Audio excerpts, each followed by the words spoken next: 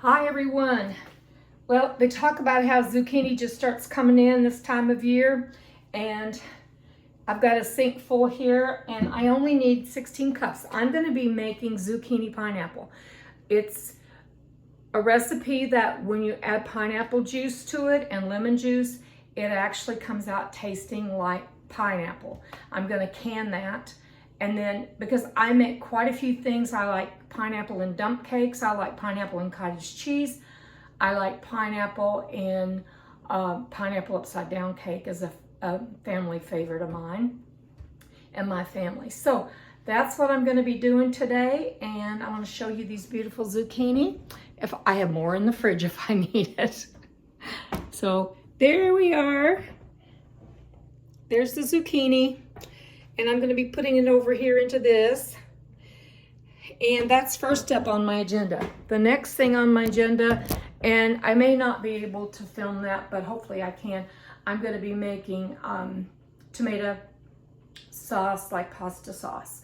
And I'm going to put lots of veggies in it. My celery is just like prolific this year, thankfully. And I'm going to be freezing some of that. So it's going to be a busy day. So let's get started. I've got my pint jars ready here. I think this is supposed to do about 6. I've never done this recipe before, but I have seen it. I've seen it on the internet, and I thought, wow, what a great way to use zucchini, because there's only so much zucchini that I can consume myself. I like stir frying it. And I like fried zucchini a lot, and so does my family. I think that's their favorite way to have it. So we're going to see if we can find a new favorite. So I'm going to get you over here.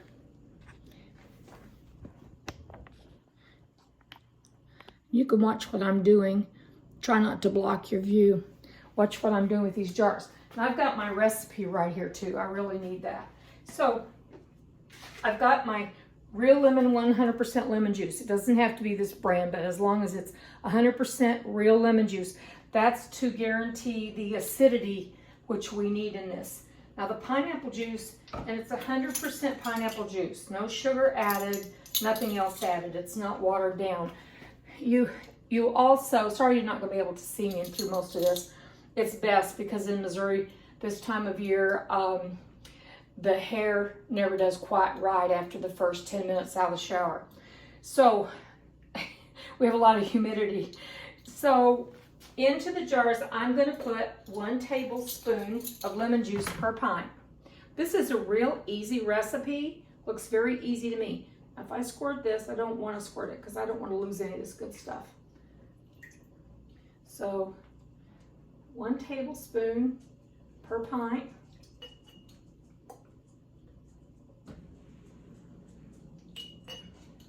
This may be old hat to you all. You may have tried it already. I've never tried it, and I'm excited to try it. And when I was talking to my kids about it, they thought it sounded like a good idea too. Okay, there's a tablespoon for each one, and I'm going to go ahead and put in the sugar. There's 2 tablespoons in this recipe. I'm using 2 tablespoons of sugar to each pint. So I've got some sugar here. And I want to put 2 tablespoons to each pint. Now some recipes will say, I'm going to stoop down here. I don't want to be rude. Some recipes say to boil it on top of the stove or simmer it for 20 minutes. You do what you think is right. Another thing that I have heard is that if you do that, you might end up with like a mushy kind of pineapple.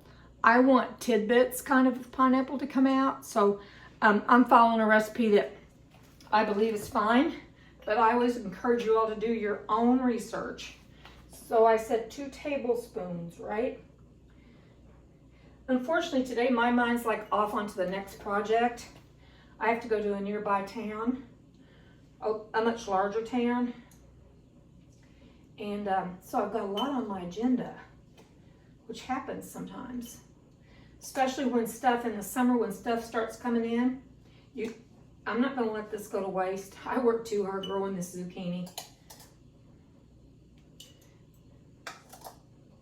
And I was picking green beans out there off of my Kentucky Wonder pole beans. And they're really coming in too. So it's off to the races, y'all. Off to the races is how I look at it.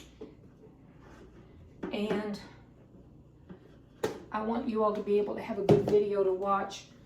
It may not be very good as far as the aesthetics, but at least you're going to get to see what the recipe is. Okay, I'm going to wipe the top of this off. And this is 100% pineapple juice. It does say with vitamin C added, and that would only even be better, not just because of its vitamin C, but it does have some properties of being able to preserve, but not enough that we can count on. We got to do all this. You water bath this for 25 minutes. So I'm going to get back to doing the zucchinis here. I'm going to put this down where you can see what I'm doing. It's more important for you to see what I'm doing than seeing me, that's for sure. Okay. So I had one here I started peeling on. Y'all, I don't use a peeler. I'm going to admit my flaws here. I don't know if it's a flaw. Boy, this skin is coming off so easy. I don't use a peeler. Like I peel potatoes with my paring knife. That's what my mom did. I guess that's what I learned how to do it, and that's what I do. Now, I'm going to be real honest with you all too about this. I have never canned zucchini before. And I've read some places that they say, well, if you can zucchini, when you're canning it, if you don't get that skin off, the skin can take on kind of a bitter effect. So this is definitely not anyway. So I'm going to go ahead and get these all peeled, and then I'm going to show you how I slice them up. I'm going to slice this way. These are small enough that they shouldn't have any big seeds. If they do, just scoop them out. Just take a spoon and scoop those seeds out. But as you can see, you can't even hardly see the seeds in here. And this is going to be just right for the tidbit size. Do you see that? My zucchini didn't do well last year, and I did it in grow bags, and I decided no more grow bags for my zucchini, even though it was probably me. But this year they're growing really well. And the bees, if you go to my channel community page, you'll see how the bees are really doing a great job with them. Okay.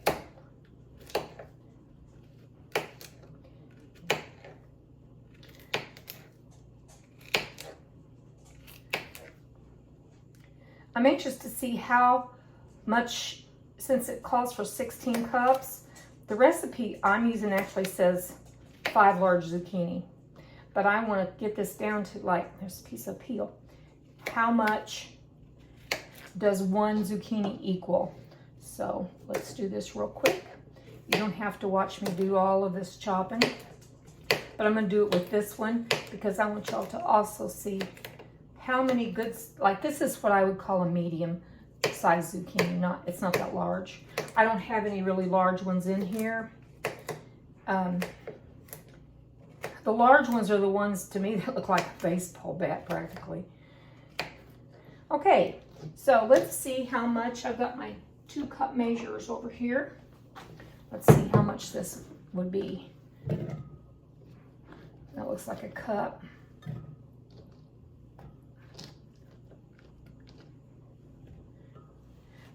That's just right at the mark for 2 cups. You could put a little more in there and count it good, I think. So put that in there. And I'm going to go ahead and get the rest of these done, and then I'll show you how to process them.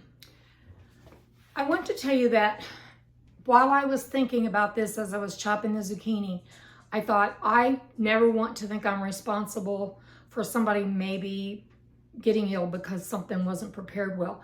And the reason I was thinking that is I kept thinking about most of the recipes I saw said boil it on the stove or simmer all of this on the stove in the juice. I'm going to go ahead and do that. Even though this is so clean and the process is so clean, I still feel like I want to do the absolute right thing for telling you all what I'm thinking, and you all can make your own decisions. But I don't have the ball recipe or the ball canning book. And the canning book I have doesn't even mention this recipe. But the majority of the recipes did simmered on top of the stove. So that's what I'm going to do. I have 1 pint here that I had already jarred up with sugar in the bottom and lemon juice. I'm going to put that over here in my pan. I'm just going to put it in here now. I'm going to turn this on, and I'm going to turn it on high at first to get this up, and then I'm going to put juice in it, and from that I'm going to go ahead and put all my zucchini in it and let that simmer for 20 minutes. Those are just decisions that we make sometimes whenever we are canning, and particularly putting it out to the public, I just felt like, no, and I don't want my family to eat it if it's maybe not 100%. So there you have it. So this is going to simmer for a little bit, and then I'm going to put the hot into my jars. Okay, it's not going to be all that hot, but it's going to be enough to get any initial germs. Botulism is the thing that scares me most. Usually if it's something else, you're going to know it. Your jar's not going to, it's not going to stay sealed, or you'll see something, or you might smell an odor when you open it. You might see something bubbling inside of it after it's done, after it's been done a week or two. It's good to check your jars and see the status of your food that's in it anyway. But that's my explanation of why I switched up in the middle of the video. I don't mind that. I can take the fact that I felt I was wrong and I need to do it right. Okay, so let me get this all going and simmering, and we'll be back. I'm ready to start with my jars. My jars are here in the canner, and they're nice and hot.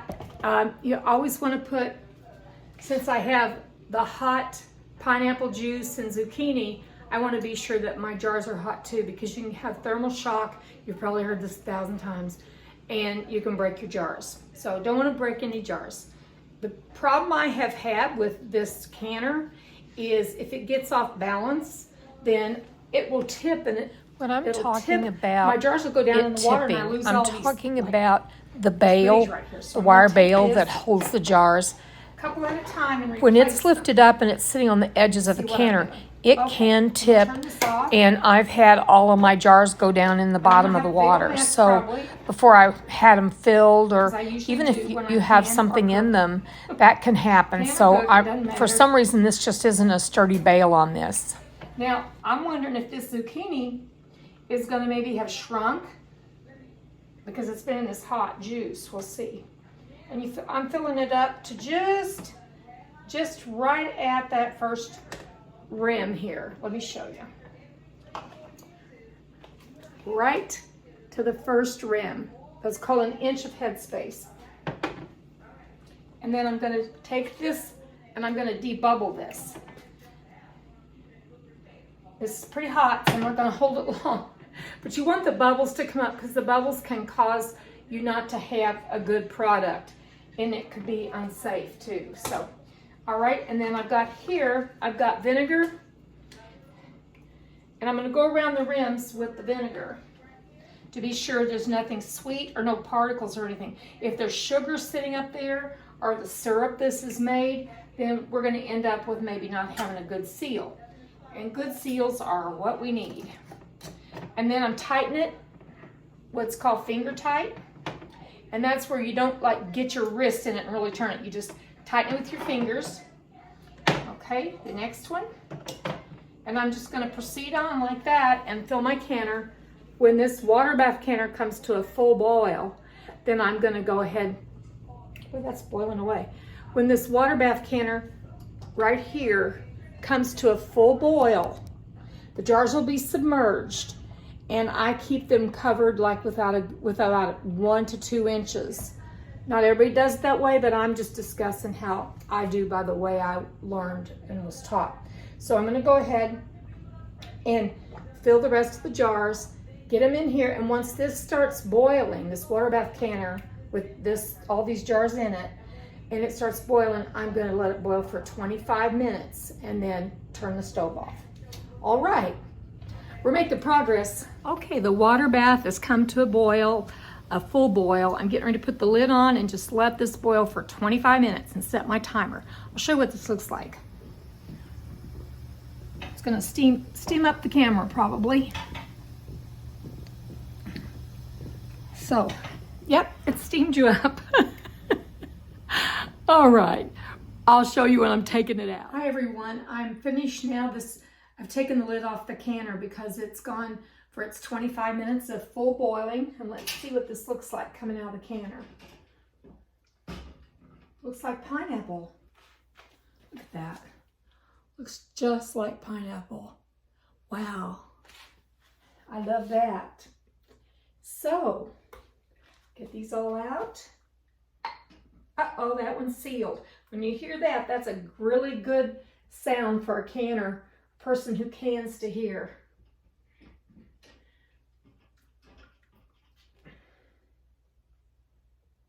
This is still really hot, so there's number 2, 3.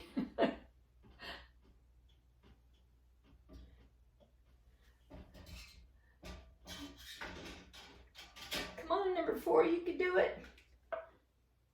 Oh, one in the jar or one in the canner did. I see that it did. Interesting thing, if you're new at canning.